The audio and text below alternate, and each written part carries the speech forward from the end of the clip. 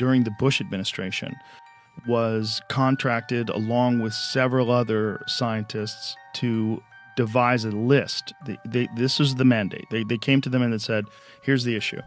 We have crashed UFOs and we have recovered biological entities that are not of this world. What would be the pros? And they didn't tell them if this was true or not.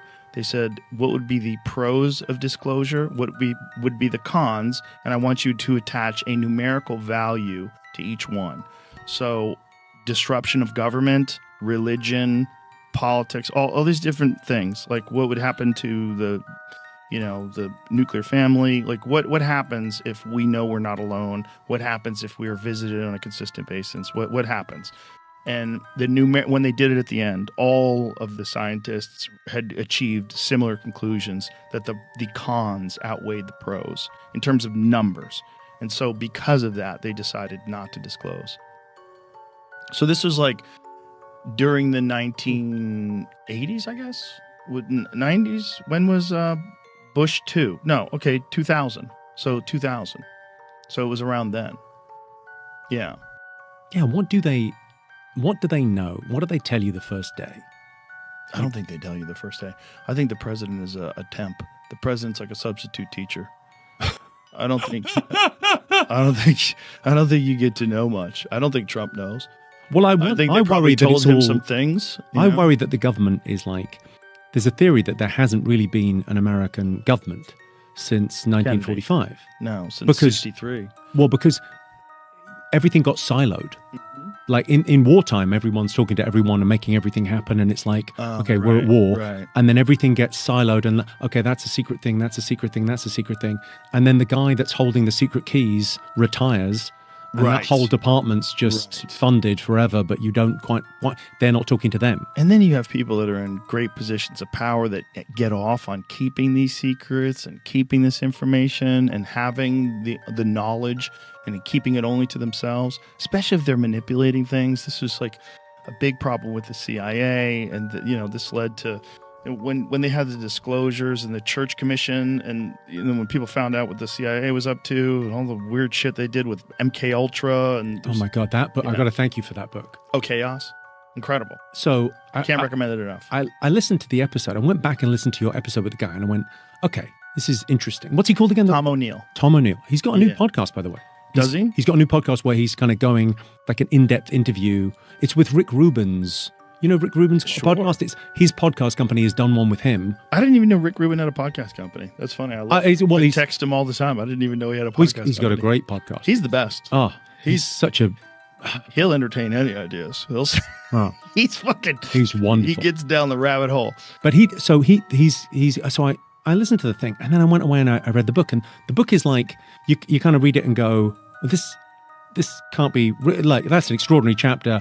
This can't get any weirder. And then you go, oh, sorry, Charles Manson is connected to the Kennedy assassination. And sorry, he's also connected to the MK Ultra experiments, which are real, which sound so much fucking weirder than any other conspiracy theory you've ever heard. And they're real. Yeah. Yeah. And it's like, the book is just... Yeah. It's wonderful. Yeah, it's a great book. It's all history. It's all the United States history. And it's what happens when people have unchecked power. They do crazy things. And what our government did was a lot of mind control experiments rather. Yeah. Yeah. A lot. There's a lot of crazy shit that's happened in this country. So I would not be surprised if they do have knowledge of us being visited and they've kept it under wraps. Just like they kept a lot of things under wraps. They've infantilized a giant percentage of our population to just trust the government, trust the science, and trust the people in charge, and trust authority. And I don't know those that, because people, if they visited America, then they visited China and Russia, and you sort of think, well, balance of probability, all of those governments don't agree about anything. Mm-hmm. Like, so the idea of going, well, if they're here, they're everywhere. According to Hal Puthoff, the United States is in possession of recovered vehicles, and so are other countries. And there's essentially like a Manhattan Project type deal where the race to reverse engineer this technology is at a very high level.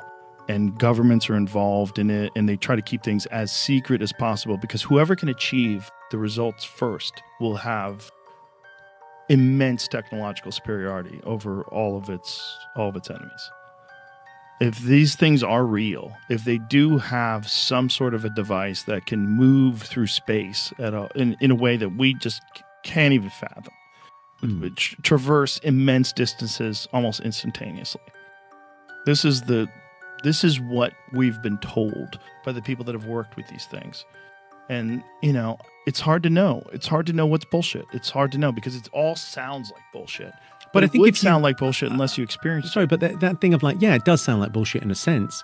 But then there's also the other thing of like, if you showed me that flip phone in 1982, I'd have gone, well, that's bullshit. Yeah. You can't fold a TV, so Right. you can all fuck off. Like, Right. How's the TV that thin anyway? what are you talking about? What do you mean you can make calls on it? What? Right. How is there a camera on your phone? What's going? Like, we get used to shit so quick. Like, someone had that thing of like, I don't know when the Wright brothers first flew the plane, but it's like 60 years later we land on the moon. Not only that, we dropped a nuclear bomb out of one of those planes in less than that. Yeah. That was like 50 years. It's From the invention of that stupid plane, the first plane with like wood and fucking cloth and shit. this is Eric's that? point of like, Yeah. if you Eric Weinstein and who else says it? The guy I used to work for. He often sort of says, if you minus the screens from the room, we're in the 1970s. Yes. Which I think is kind of like, what's happened since then? What are they working on that we haven't? They're like, is there going to be a ta-da moment where they pull back the sheet and go, yeah, look at that? Well, I think there's probably multiple things that are happening simultaneously. And then the AI one, if that one hits, all the other ones are going to seem trivial. Because the AI one is essentially the creation of a superior being, a thing that is more intelligent than us, has all the access to information that humans have, plus the ability to engineer itself. I think some of them have been here. I had a guy on yesterday. His name's Hal Putoff. He's a physicist that's been working with the government with this stuff forever. He said they have 10 retrieved crafts that are of non-human intelligence. 10 that the United States is in possession of. And he said during the Bush administration, during George Bush's administration, they were contemplating disclosure to the American people. And they wanted to get all these physicists and scientists and psychologists to make a list of things that would be negatively impacted by disclosure and things that would be positively impacted by disclosure, and give them a numerical value, like a 0 to 10 value. And when they calculated it all up at the end of the day, the cons outweighed the pros, and they decided not to disclose. So during the Bush administration, during George Bush's administration, during 9/11, during that time period, they were contemplating, this is 2004, they were contemplating having disclosure and releasing to people the fact that we are in possession of non-human intelligent crafts. They have recovered biological entities, meaning beings from another planet that are preserved that we have, and that non-human crafts are visiting this planet, or might not even be visiting. They might actually be here. They might have bases in the ocean. They might have bases somewhere in the mountains, but that this is a real thing. So he started working on this in 2004, and he's 100% convinced that we're not alone. There's been movies about it. Yeah. This is how do you Close call it? Encounters? Zone 51. Area 51. Area Yeah. 51. Listen, nothing will give me more joy. As a young boy, I always thought, man, could I be the guy that finds E.T.? It wouldn't be cool. Yeah. And especially if scenes is a good alien species that is an alien species of goodness. 'Cause Hopefully. Imagine it's a science fiction movie and planets like us is part of, let's say they're here, and let's say that all the, junk food and extra calories and the obesity pandemic is actually something like this alien civilization has orchestrated. And so as we become fatter, they're going to be able to recollect more protein to take back to their planets. Okay, that can be a great next big movie, and then we'll eat seeds, and they'll take it with us, and they'll put us in the planet, and at our stomachs, we'll have potatoes in their fields. I don't know. But I only will say that if that already happened, and the government, the U.S. government, number one, seems everything only happens in America. All the great movies of the world, everything happens in America. All the science fiction movies. And me, as a young boy, like, that's why I wanted to come to America, because, man, the aliens never visit Spain. It's always America. Everything cool always happens in America. And that's, I guess, why I wanted to come. But I will say that if already something like that happened, and we've not invaded again, means that they're good aliens, let's hope. Mm-hmm. But I will say that at this moment, our government will be already sharing with all of us something that will forever change the present and the future of humanity. You think they would already share it? Why not? No, I'll tell you why not. Because he explained it to me yesterday. There's a bunch of problems. One of the problems is they've been studying this stuff for decades. Studying this stuff, back engineering crafts, all that stuff takes money. And the way they get that money is by lying. They lie to Congress. So they misappropriate funds. So they lie about where money is going, which puts people in jail. So in order for them to tell the truth, they have to open themselves up to serious criminal prosecution. Like you're in deep trouble. You've misappropriated funds. You've lied to Congress. And there's probably some fraud involved in that too. As soon as you get a bunch of people that can lie to Congress, who knows where all the money went? You know, money's moving around. And then there's also the fact that the way you work on these crafts, you have to use defense contractors because they're the ones who make jets. They're the ones who make spaceships. Like, you can't do it on your own. You have to bring in these scientists. So you have to bring in private industry. So when you bring in private industry, now you have the United States government, the intelligence agencies embedded in private industry, and then their competitors suffer.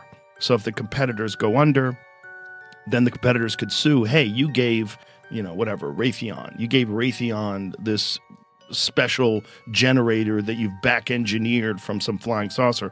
Why didn't you give it to General Electric? Why didn't you give it to this company or that company? It's like, it's all Lockheed Martin.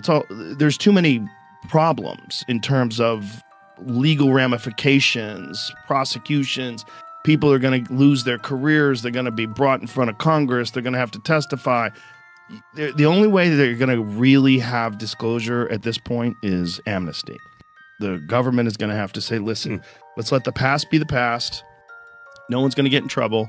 But for the greater good of humanity, we need to know what the fuck is going on. So tell us what's going on. And that's a tough So one. you mentioned about aliens living in the ocean. That's Atlantis. Well, it's not Atlantis, But technically, that's a it's thought. Atlantis, which is a city under the water. Which No, Atlantis was a city above. correct, but Yeah. technically somewhere submerged, and still they're looking for Atlantis. Well, they think they found The Atlantis. pyramids, and some of the Mm-hmm. drawings and paintings. We can go to Peru with the Incas, and we can go with the Mayas Sure, to yeah, Guatemala, and it's a lot of people that always they've been trying to make connections Mm-hmm. of things they found that they say already we made contact in previous civilizations of Right. planet Earth. But I have a hard time believing that this has already happened. And I respect the opinion of obviously who seems he's an expert and spent a lot of time. And I see that you believe in it. The side of me that is the boy that will want to believe that there are other planets with people and we are not alone, Mm-hmm. I will be full of joy. Yes. So Hopefully. I Unless hope it's a that if planet there are of... good people and that happens, Yeah. that you and I and everybody else around the world, maybe that's the moment that the world becomes one. And all of a sudden we are all fighting. You remember what was the movie? Independence Day. Yes. If they are the bad guys, you and I, Yeah. you will be doing jiu-jitsu against an alien species, and me, I will be with two pens, I don't know, crushing their heads. But let's hope that they are more like E.T., Yeah. no like alien. Well, I would imagine if you look at the trajectory of human life on this planet, the world is safer than it's ever been. People are smarter than they've ever been. People are more aware. We have more access to information, and generally, people are kinder and less tolerant of evil than they have ever been before.